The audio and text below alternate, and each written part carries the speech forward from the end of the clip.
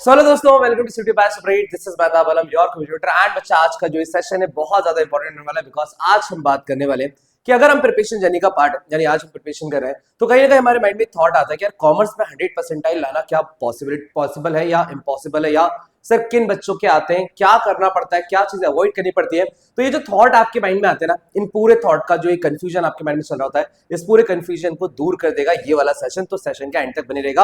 आज हम बात करने वाले हैं, अगर सीयूटी 2026 आप टारगेट कर रहे हो और आपके माइंड में थॉट है कि scoring 100% in commerce is really tough, क्या सच में टफ होता है या सिर्फ माइंड में आ रहा है। तो देखते हैं भाई कितनी सच्चाई है इस बात पे कि यार 100% लाना टफ होता है। तो सबसे पहले आज इसमें क्या क्या कवर करने वाले हम लोग, तो मैं आज यहाँ पर बात करूंगा कि इसमें ये जो मैं आंसर करने जा रहा हूं, ये जो कंफ्यूजन आपका दूर करने जा रहा हूं, तो उसको अलग अलग फैक्टर्स के बेसिस पर डिस्कस करेंगे। सबसे पहले व्हाई 100% इज टफ, क्यों 100% को टफ माना जाता है। Then what makes topper different, यानी कि भाई ऑब्वियस है हर साल 100% आते तो है ना, बहुत सारे ऐसे बच्चे होते हैं जिनके अकाउंट्स इको बिजनेस तीनों में 100% आते हैं, तो वो क्या करते हैं ऐसा, ये बात को पता होना चाहिए आपके।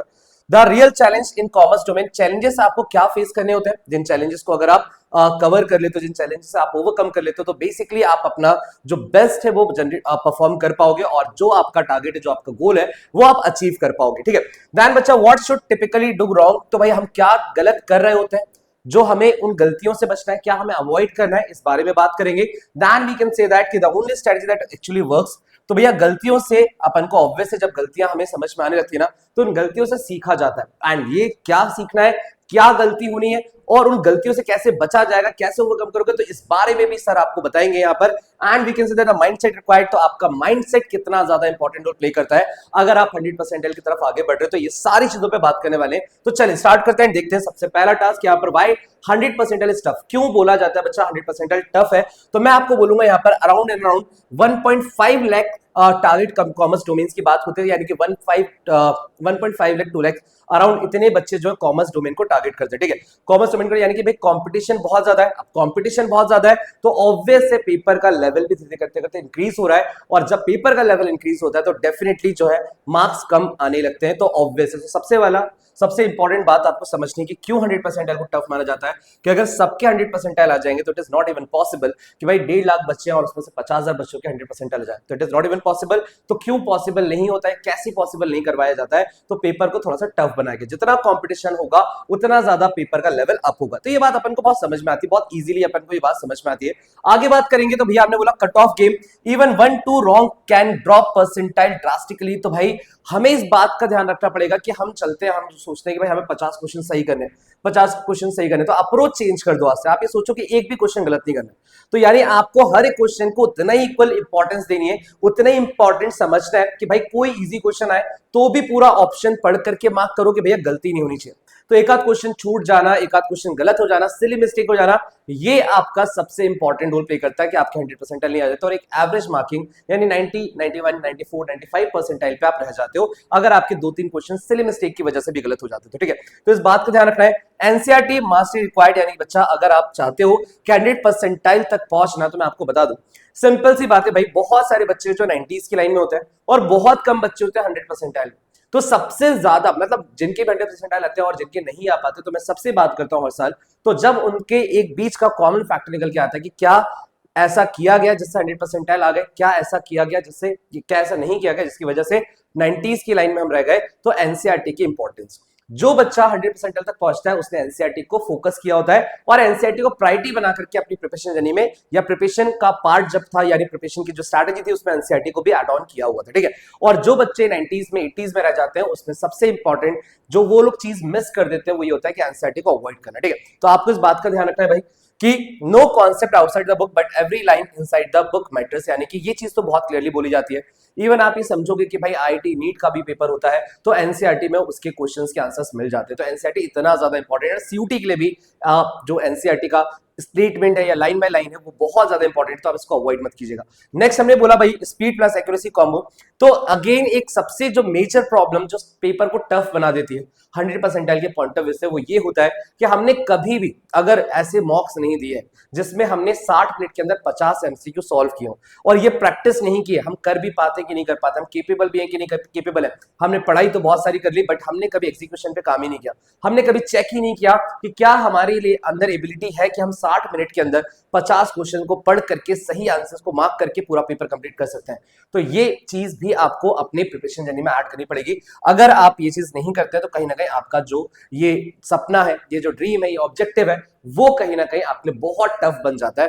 ये ध्यान रखिएगा बच्चा, pressure of managing boards plus UT practicals. एक और जो कहीं ना कहीं मैं एक्स्ट्रा में इसको ऐड ऑन रख लेता हूं कि बहुत सारी प्रॉब्लम आप लोग फेस करते हो कि आपको जनवरी फरवरी मंथ में बहुत सारे प्रैक्टिकल्स देने होते हैं, है ना, बहुत सारे आपके बोर्ड्स वगैरह की पढ़ाई भी करनी होती है, तो काफी डिस्टर्बेंस होता है आपके सीयूटी के लिए। ये भी आपकी जर्नी को थोड़ा सा टफ बनाता है। एंड द थिंग इज कि अगर हम बात करें confidence scoring 100% is rare because consistency is rare, तो कहीं ना कहीं ओवरऑल सिनेरियो अगर मैं यहां पर आपके साथ शेयर करूं तो मैं आपको यही बोलूंगा कि आपके अगर सपोज करो कंसिस्टेंसी आप प्रायोरिटी पे रखते हो, अगर आपकी कंसिस्टेंसी है पढ़ाई में, यानी आपने अपनी स्ट्रैटेजी बनाई हुई है, प्लान बनाया हुआ, उसके अकॉर्डिंग आप पढ़ रहे हो, तो बेसिकली आप डेफिनेटली जो गोल आप सेट करते हो वो अचीव कर पाओगे। अगर कंसिस्टेंसी रेयर हो रही है तो फिर आपके मार्क्स भी रेयर ही आएंगे, ठीक है, यानी मार्क्स यानी जितने भी आप टारगेट कर रहे हो वो टारगेट नहीं हो पाएंगे, वो भी रेयर चांसेस है कि आप वहां तक पहुंच पाओ। तो कंसिस्टेंसी फोकस है तो मार्क्स डेफिनेटली आप अचीव कर लोगे। तो ये बात तो थी पहली। एंड दूसरी बात अगर हम करें तो भाई व्हाट मेक्स टॉपर डिफरेंट, यानी टॉपर ऐसा क्या करते हैं जो 100% तक पहुंच जाते हैं और क्या नहीं किया जाता है एवरेज स्टूडेंट से जो कहीं ना कहीं वो नहीं पहुंच पाते 90s में। तो ये बहुत इंपॉर्टेंट बात है, ध्यान से सुनिएगा मेरी आप, ठीक है। They focus on pattern not just a chapter, कि अगर सपोज करो आप लोग चैप्टर वाइज पढ़ाई करते हो, भाई मैंने तो 5 चैप्टर कंप्लीट कर लिए, मैंने तो 10 चैप्टर कंप्लीट कर लिए, अरे भाई उस चैप्टर से किस पैटर्न के क्वेश्चंस आते हैं क्या आपको पता है? नहीं सर ये भी पता करना था क्या? बिल्कुल पता करना था भाई। टॉपर का थॉट मैंने आपके साथ शेयर किया कि वो चैप्टर को पैटर्न के हिसाब से पढ़ते हैं कि चैप्टर से अगर हमारे साल भर में हमने पीवाईक्यू सॉल्व किया और हमें पता है कि भाई कहीं ना कहीं मैथ्स का कॉलम वाले क्वेश्चन ज्यादा आते हैं, यहाँ से थ्योरेटिकल क्वेश्चन ज्यादा आते हैं, यहाँ से प्रैक्टिकल क्वेश्चन ज्यादा आते हैं, यहाँ से ग्राफ बेस्ड क्वेश्चन ज्यादा आते हैं, तो आपको ऐसे सिनेरियोस पता होना चाहिए कि आपकी पढ़ाई, आप जब भी कोई चैप्टर पढ़ रहे हो आपको क्लियर होना चाहिए यार इस चैप्टर का पैटर्न क्या चल रहा है, सीयूटी में इस चैप्टर के किस पैटर्न के क्वेश्चंस पूछे जा रहे हैं, तो ये इंपॉर्टेंट है। देन बच्चा we can say that they solve PYQs mock test every week. तो भाई ये एटलीस्ट आपका जो बोर्ड एग्जामिनेशन है, बोर्ड एग्जामिनेशन के बाद आपका टारगेट होना चाहिए बोर्ड से पहले एटलीस्ट कम से कम 5 से 10 मॉक टेस्ट तो आप लगा लो। अगर आपका सिलेबस कंप्लीट हो गया है वो आपको बोर्ड्स में भी हेल्प करेगा। बट द थिंग इज कि अगर आपने पीवाईक्यूज नहीं लगाया, आपने मॉक टेस्ट नहीं लगाया है, बिल्कुल लगा के नहीं जा रहे हो, आप सोच रहे हो मैंने तो पूरा कोर्स कर लिया तो आ जाएंगे मेरे मार्क्स, नहीं आएंगे भाई।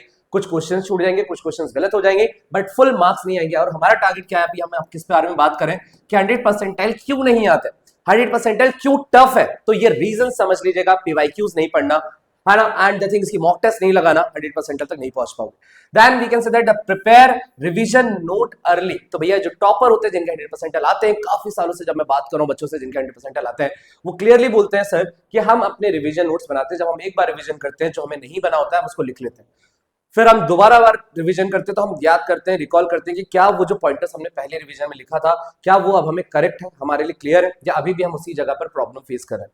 क्योंकि अगर हमने एक चैप्टर पढ़ा और उसमें 2 जगह पे हमारी बहुत बड़ी प्रॉब्लम हम फेस करते थे, वो 2 एडजस्टमेंट्स हमें नहीं बनते थे basically, so we can say that कि वो 2 एडजस्टमेंट्स आपके एग्जाम में भी नहीं बनेंगे।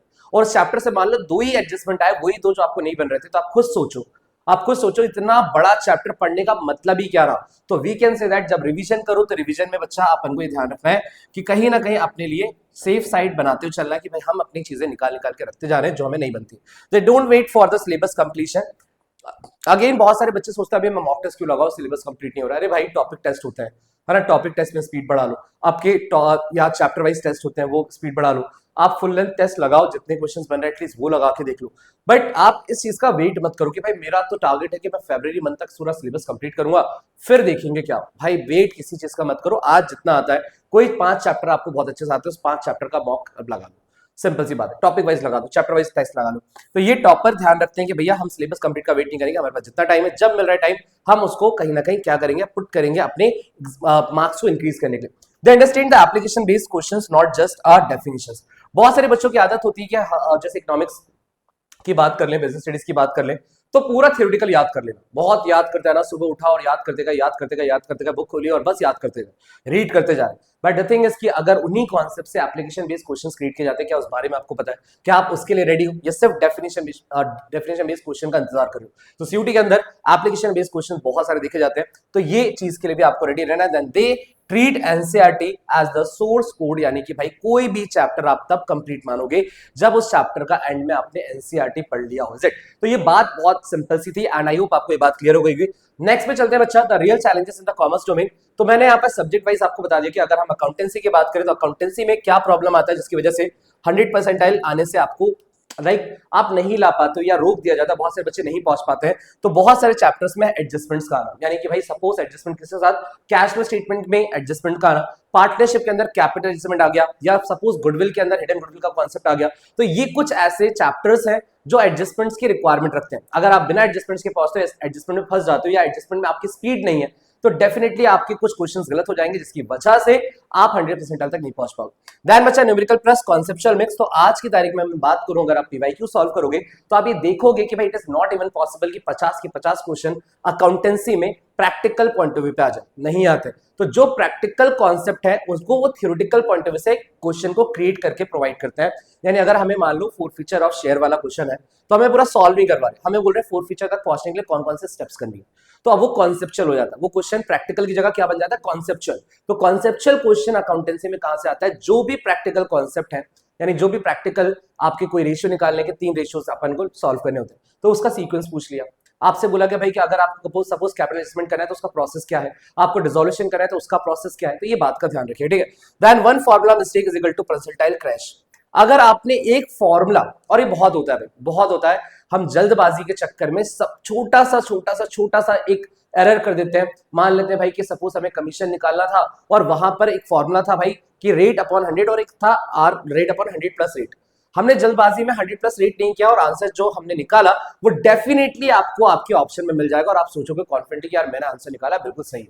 बट द थिंग इज कि आपके माइंड में थॉट क्लियर हो जाना चाहिए कि भाई अगर मेरा फॉर्मूला कहीं पे भी मैं मिस करता हूं डेफिनेटली मेरी क्वेश्चंस गलत जाएंगे और आप 100% का जो सपना देख रहे हैं वो आपका टूट जाएगा, ठीक है। तो ये ध्यान रखिएगा। इकोनॉमिक्स में अगर हम बात करें केस बेस्ड एंड इंटरप्रिटेशन की बात है, माइक्रो में डायग्राम्स क्वेश्चन बहुत आते हैं, मैक्रो में डेफिनेशन बेस्ड क्वेश्चन आते हैं, नीड्स कॉन्सेप्चुअल क्लैरिटी। तो भैया इकोनॉमिक्स का पेपर सबसे ज्यादा टफ माना जाता है। अगर मैं ओवरऑल अकाउंटेंसी की भी कंपैरिजन की बात करूं तो इकोनॉमिक्स का पेपर काफी ज्यादा टफ होता है। क्या होता है, काफी ज्यादा टफ होता है। और टफ होने का मतलब क्या है कि यहाँ पे क्वेश्चंस जो है ना बहुत डिफरेंट वैरायटी के क्रिएट किए जाते हैं, यानी डिफरेंट डिफरेंट पैटर्न्स के अंदर। तो इकोनॉमिक्स की सब्जेक्ट का अगर आपने बहुत सारा मॉक टेस्ट नहीं लगाया, बहुत सारी प्रैक्टिस नहीं करी है, तो डेफिनेटली आप स्ट्रगल करने वाले हो। तो आपको ये समझना है कि भाई मैक्रो में बहुत सारे डेफिनेशन बेस्ड क्वेश्चंस आएंगे, प्रैक्टिकल आएंगे, माइक्रो में ग्राफ बेस्ड क्वेश्चंस बहुत सारे आते हैं, अजम्पशंस बहुत आते हैं, प्रॉपर्टीज बहुत आती है। तो इस पे आपका फोकस होना चाहिए स्टार्टिंग से, ठीक है। देन लास्ट बच्चा बिजनेस स्टडीज में direct lines from the NCERT. तो बिजनेस स्टडीज की एक खासियत है कि भाई बिजनेस स्टडीज का पेपर इजीली हो जाता है। इजीली का मतलब होता है भाई कि 60 मिनट्स में आराम से हो जाता है। यहाँ पर आप फंस जाओगे तो डेफिनेटली आपका टाइम बहुत जल्दी निकल जाता है, पता नहीं चलता। बट बिजनेस स्टडीज में मैं आपको ये बोलूंगा टाइम इनफ होता है।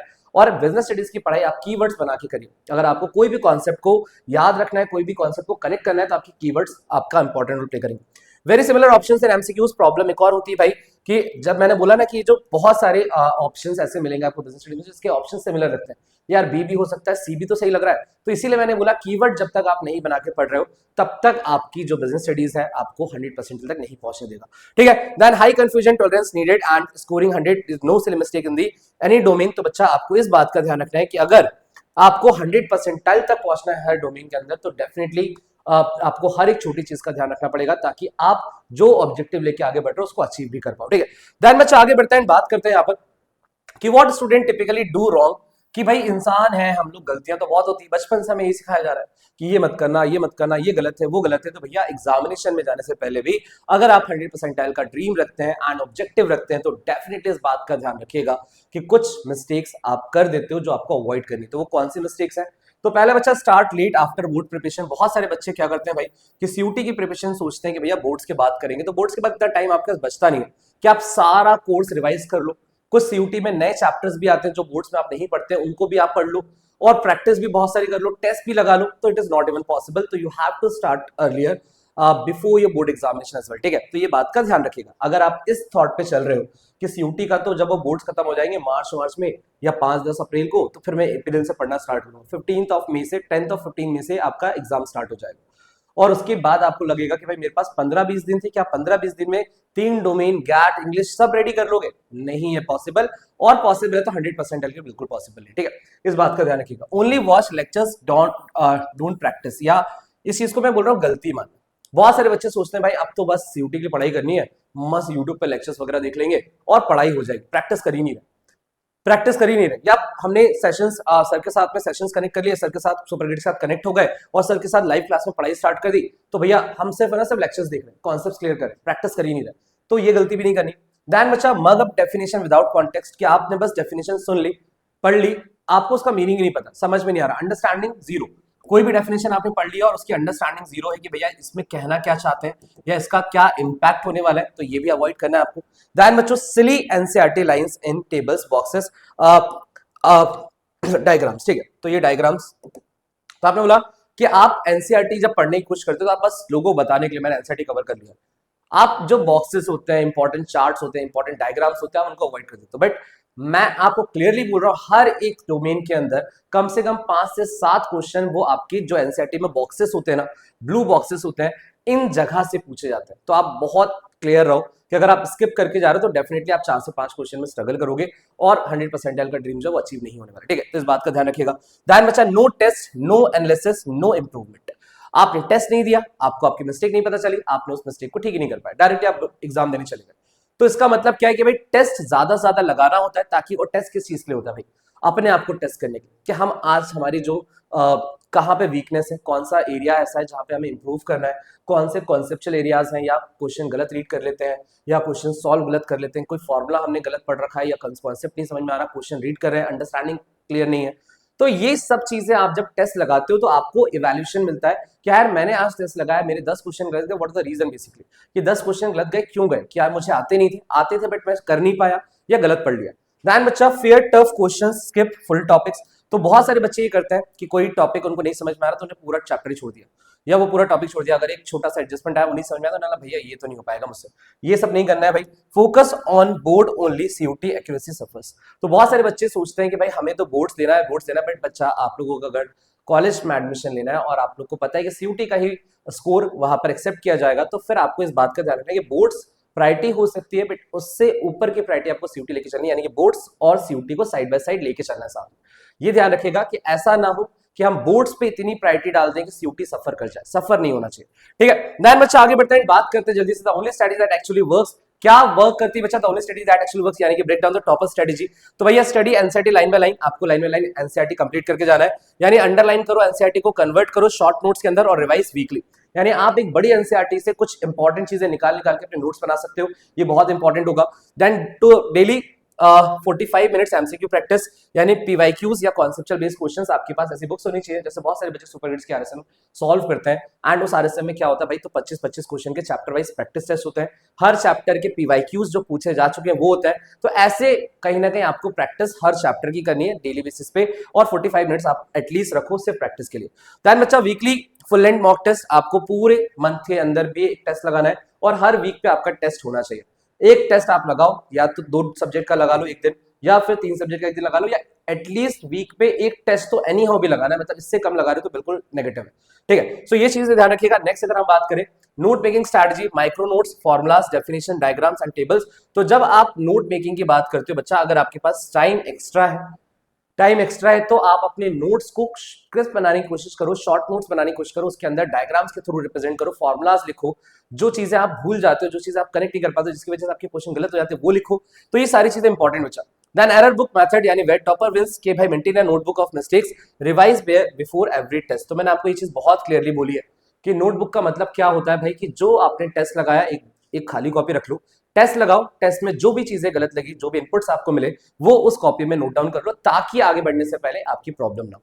और ये सारी चीजें पॉसिबल है अगर आप 100% का ड्रीम रखते हैं, तो ये जो बच्चे कर रहे हैं वो कंप्लीट कर लेंगे, वो पहुंच जाएंगे, उस ऑब्जेक्टिव को अचीव कर लेंगे। ऑब्जेक्टिव डिसाइड करना is very easy, but the thing is कि उस ऑब्जेक्टिव को अचीव करने के लिए प्रोसेस करना पड़ता है, एफर्ट्स करने पड़ते हैं, और ये वही एफर्ट्स है। ओके, सो आई होप आपको ये बात सारी क्लियर हो रही हो। देन लास्ट अगर हम बात करें कि the mindset required to score 100%, you need a, मतलब ये सारी चीजें आपको एनी हाउ भी ध्यान रखनी है कि भाई जीरो कंप्लेंसेस, यानी कि भाई मैं तबियत खराब है, आज मैं पढ़ नहीं रहा, कल पढ़ा, अपने आप पे कंप्लेन कर रहे हो, कोई नहीं सुनेगा भाई।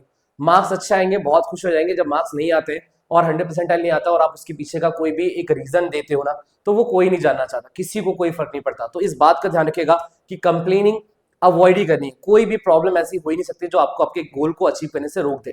Is it clear to all of you? तो माइंड बिल्कुल क्लियर रखना है कि भाई डिसाइड मैंने किया है गोल, तो अचीव भी मैं ही करूंगा। सर्कमस्टांसेस एक जैसे नहीं रहेंगे, चेंजेस आते रहेंगे, बट मेरे को अगर करना है तो करूंगा। ठीक है, सिंपल सी बात है। देन एवरीडे कंसिस्टेंसी, आपको ही ध्यान रखना है कि भाई आज अगर कुछ छूट जाए तो आज का कल मैं कंप्लीट एनी हॉबी कर लूंगा, बट मैं अपने प्लान को चेंज नहीं कर दूंगा। ठीक है, मुझे कंप्लीट करना है, मुझे ऐसा एक प्लान बना के चलना है और उसी प्लान को मुझे फॉलो करते चलना है। एग्जाम टाइम प्रैक्टिस ऑलवेज, कि भैया आप जब एग्जाम टाइम की बात हो रही जितनी प्रैक्टिस कर सको। प्रेशर हैंडलिंग आपको आना चाहिए। जब आप टेस्ट 3 घंटे का पेपर लगा रहे हो तो आप उस टाइम पर प्रेशर फील करोगे। आप जब बहुत एग्जाम के करीब आओगे तो आप प्रेशर फील करोगे, बट वो प्रेशर को नेगेटिव नहीं बनने दीजिएगा, पॉजिटिव बनने दीजिएगा कि भाई चलो बस 4 दिन और या 10 दिन और या 15 दिन और है, उसके बाद तो मैं फ्री हो जाऊंगा। बस मुझे ये 10 दिन अपना बेस्ट देना है और जब एग्जाम हो जाएगा तो उसके बाद आप कंप्लीटली फ्री फील करोगे और एक नई लाइफ आपका वेट करिए। एक नए कॉलेज में बहुत सारे नए लोगों के साथ आपका वहां से ग्रेजुएशन आगे बढ़ेगा। तो ये चीज को लेकर के हमेशा एक्साइटेड फील करें। स्पीड प्लस एक्यूरेसी डिसिप्लिन, ये ध्यान रखिएगा। Then NCERT intimacy every count, तो भाई ये मैं आपको ऑलरेडी बता चुका हूं कि कुछ चीजें ध्यान रखिए। ठीक है, सो ऑल दो बहुत बहुत बहुत सारी चीजें मैंने आपके साथ यहाँ पे शेयर करी और डेफिनेटली अगर आप इसको फॉलो करते हो तो ऐसा कोई भी प्रॉब्लम या कोई कंफ्यूजन अब आपको नहीं रोक सकता आपके 100% गोल को अचीव करने के लिए। ठीक है, और 100% की इंपॉर्टेंस अब क्यों बढ़ गई है बच्चा? बिकॉज आपको पता है कि कॉम्पिटिशन बहुत बढ़ गया है और कट ऑफ बहुत बहुत बहुत हाई जाते हैं। जो बेस्ट कॉलेजेस है, जो आपका ड्रीम कॉलेज है SRCC for the BCom honours, तो ये चीज ध्यान रखिएगा कि जब आप अपना बेस्ट रिजल्ट जनरेट करते हो तो आपको टेंशन नहीं होती कि यार आपको जो मिला है वो लेना है, जो हमने डिसाइड किया था वो हमें चाहिए। आज की तारीख में लाइफ में यही बहुत इंपॉर्टेंट है कि जो आपको चाहिए होता है अगर वो मिल जाए तो सबसे बेस्ट है। बाकी तो फिर जो अवेलेबल है वो मिल गया तो उसकी कोई एक्साइटमेंट, बहुत खुशी नहीं होती कि चलो यार अब मेरे मार्क्स तो आए भाई 720, मतलब 720 बोल दिया, 1000 से बोलते हो भाई 820 आए, 850 आए, तो अब 850 के हिसाब से जो कोर्स जो कॉलेज मिल रहा है वो ले लेते हैं। तो ये इसमें कोई बहुत बड़ी खुशी है, बहुत एक्साइटमेंट नहीं फील होगा, बट कब होगा? जब आपने सोचा था यार मुझे एसआरसीसी में बीकॉम ऑनर्स करना है और आप इतने मार्क्स लेकर के आ जाते हो कि आप उस सीट को डिजर्व करते हो, सीट के लिए आपका कट ऑफ क्लियर हो जाता है, तो एक अलग ही एक नेक्स्ट लेवल का कॉन्फिडेंस डेवलप हो जाता है इस एज में, एंड कहीं ना कहीं आपके थॉट्स भी क्लियर हो जाते हैं। सो ऑल्दो आई होप आपको इस सेशन में बहुत मजा आएगा। कमेंट में मुझे जरूर बताएगा ये सेशन आपके लिए कितना हेल्पफुल रहा। एंड बच्चा, इन्हीं सारी बातों के साथ फिलहाल we are going to conclude this session, but इस प्रॉमिस के साथ कि आगे फिर मैं आपको यहाँ पर मिलूंगा एक और इंपॉर्टेंट सेशन के साथ। अभी के लिए इतना ही। Thanks so much again, bye bye.